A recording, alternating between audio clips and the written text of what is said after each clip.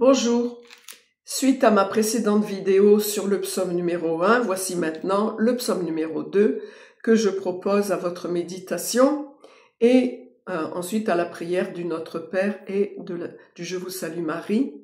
Vous allez voir, ce psaume, il est très actuel. Alors à un certain moment, on parle de la colère, de la fureur de Dieu. Ce n'est pas la colère et la fureur de Dieu qui nous envoient les calamités qui nous arrivent. Sa colère, elle vient plutôt du fait que nous faisons si mauvais usage de l'entière liberté qu'il nous laisse, parce que nous ne sommes pas des pantins, des marionnettes. Il attend que nous allions librement à lui, mais quand nous n'allons pas vers lui, malheureusement, nous avons à subir les conséquences de nos actes, c'est juste ça. Donc, pourquoi ces nations qui remuent, ces peuples qui murmurent en vain? Des rois de la terre s'insurgent, des princes conspirent contre Yahvé et contre son Messie. Ils disent, faisons sauter leurs entraves, débarrassons-nous de leurs liens. Celui qui siège dans les cieux s'en amuse. Yahvé les tourne en dérision. Puis dans sa colère, il leur parle. Dans sa fureur, il les épouvante. C'est moi qui ai sacré mon roi sur Sion, ma montagne sainte. Concernant Jésus, qui est le Messie, il a dit, « Tu es mon fils, moi aujourd'hui je t'ai engendré. Demande et je te donne les nations pour héritage, pour domaine les extrémités de la terre.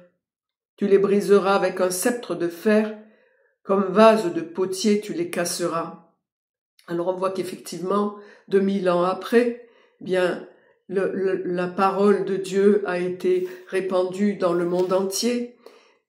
Mais par contre, Jésus n'a pas utilisé le sceptre de fer, ni ne nous a brisé comme un vase de potier. Au contraire, il est plein de miséricorde et d'amour, et donc de patience aussi, et il attend que nous allions librement vers son Père.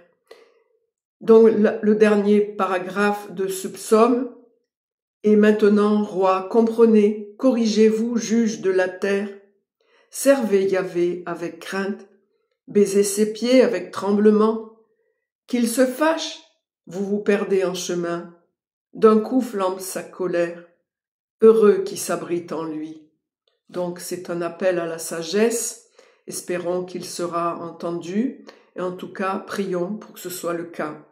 Donc, nous allons commencer par un Notre Père et ensuite un Je vous salue Marie. Au nom du Père et du Fils et du Saint-Esprit. Notre Père qui es aux cieux, que ton nom soit sanctifié, que ton règne vienne, que ta volonté soit faite sur la terre comme au ciel. Donne-nous aujourd'hui notre pain de ce jour.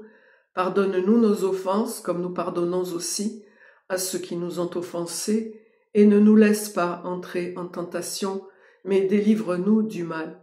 Délivre-nous de tout mal, Seigneur, et donne la paix à notre temps. Par ta miséricorde, libère-nous du péché. Rassure-nous devant les épreuves, en cette vie où nous espérons le bonheur que tu promets, et l'avènement de Jésus-Christ, ton Fils, notre Sauveur, par qui tu donnes au monde toute grâce et tout bien. Par lui, avec lui et en lui, à toi, Dieu le Père Tout-Puissant, dans l'unité du Saint-Esprit, tout honneur et toute gloire, pour les siècles des siècles. Amen. Je vous salue Marie, pleine de grâce, le Seigneur est avec vous. Vous êtes bénie entre toutes les femmes et Jésus, le fruit de vos entrailles, est béni. Sainte Marie, Mère de Dieu, priez pour nous, pauvres pécheurs, maintenant et à l'heure de notre mort. Amen. Au nom du Père et du Fils et du Saint-Esprit, ainsi soit-il. Que Dieu vous accompagne dans votre journée. Soyez bénis. Je vous dis à bientôt pour ma prochaine vidéo. Au revoir.